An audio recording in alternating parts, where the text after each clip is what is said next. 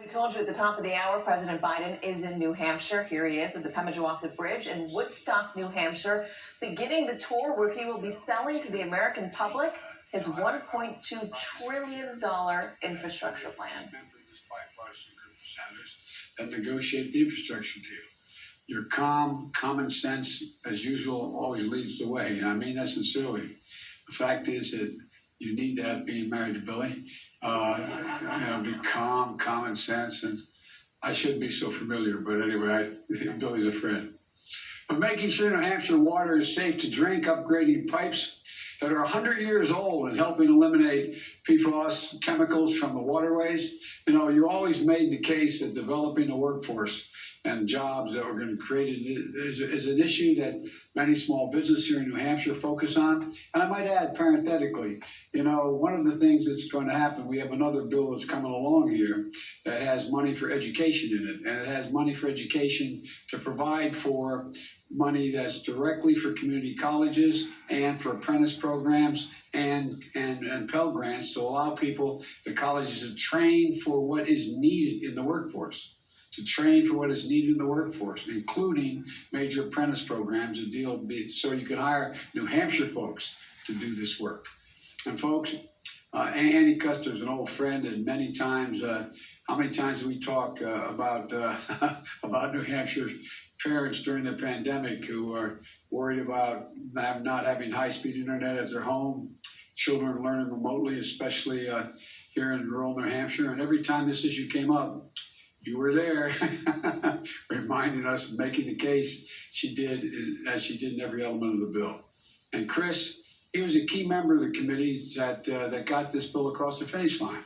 Because the truth of the matter is, getting big ideas into a bill is hard work, and technical data is required. It requires getting into the nitty-gritty and details without losing the big picture. And that's exactly what you did, Chris.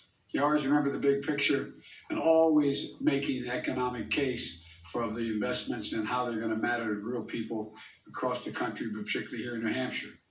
And how clean water, access to the internet, rebuilding bridges, and everything in this bill matters to individual lives of real people. This is not something abstract.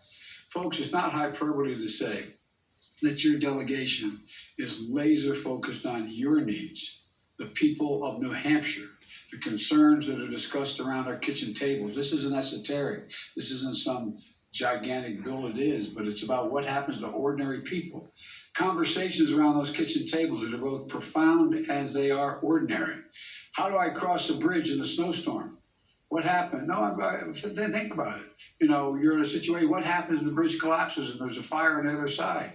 It's going to take 10 miles longer to get to the fire. People can die. I mean, this is real. This is real stuff.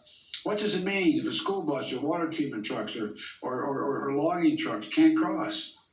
It means jobs. It means time. It means energy.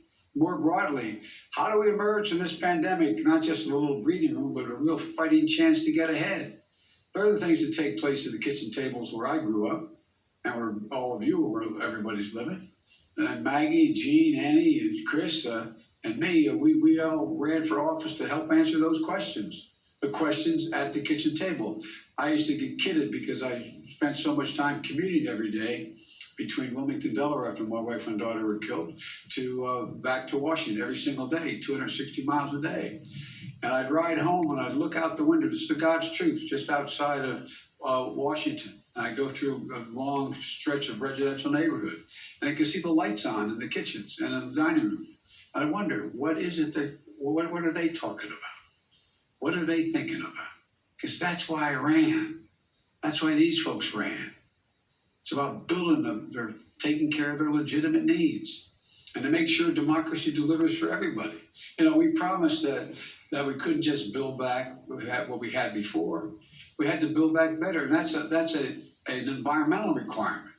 Now, a highway gets washed out, you can't build it back to what it was before, which used to be the measure. You got to build a couple feet higher, because even if we gain control of the climate, it's not going to go back to what it was before. It's not going to be that way.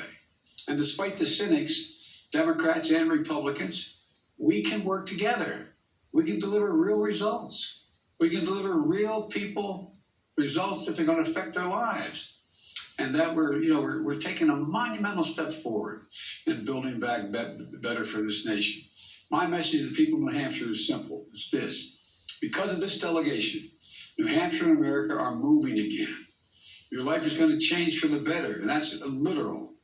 For example, the Pemmy Bridge here, I just walked across, opened in 1939, 82 years ago. This may not seem like a big bridge, but it saves lives and solves problems. Let me tell you why. Businesses depend on it, like the local propane company or the sand and gravel company or the logging trucks. The public services depend on it, school buses, wastewater trucks cross it every day. It's essential to Woodstock Fire Station, about a quarter mile away. Without this bridge, as I said earlier, it's a 10-mile detour just to get to the other side. And I haven't had a house burned down with my wife in it. She got out safely, God willing. But having a significant portion of it burned, I can tell 10 minutes makes a hell of a difference. It makes a big difference. Folks, every mile counts. Every minute counts in an emergency. And folks, this is a bridge that has been structurally deficient for years. I'm preaching to the choir, I know. But the fact is, it used to be able to carry 40-ton trucks. Now the bridge is down to 20-ton restrictions. In a couple of weeks, it's going to be closed to put steel plates down over the weekend for sections of this deck. That steel plate is basically like putting a Band-Aid on a major wound. This is going to make it bumpy for drivers, difficult for snow plows, and it's still dangerous for bikers. And when that's done, the bridge may need even more weight restrictions. The state has already spent $250,000 in Band-Aid repairs on this bridge alone. And right now, there are 215 bridges in your state, 215 bridges deemed structurally unsafe in New Hampshire alone. Many of them are less traffic bridges. They're often overlooked when decisions are being made about where and how to invest and rebuild. These bridges are essential in small towns, rural areas, farmers and small businesses like in my state of Delaware. Not only you have about 700 miles of highway in New Hampshire that is listed in poor condition. Driving on these roads that need repair costs New Hampshire drivers an estimated extra $476 every year per person driving in gas and repairs and longer commute times. That's $476 in hidden tax on New Hampshire drivers as a result of deteriorating infrastructure. But thanks to the infrastructure law, we're going to make the most significant investment to modernize our roads and our bridges in 70 years.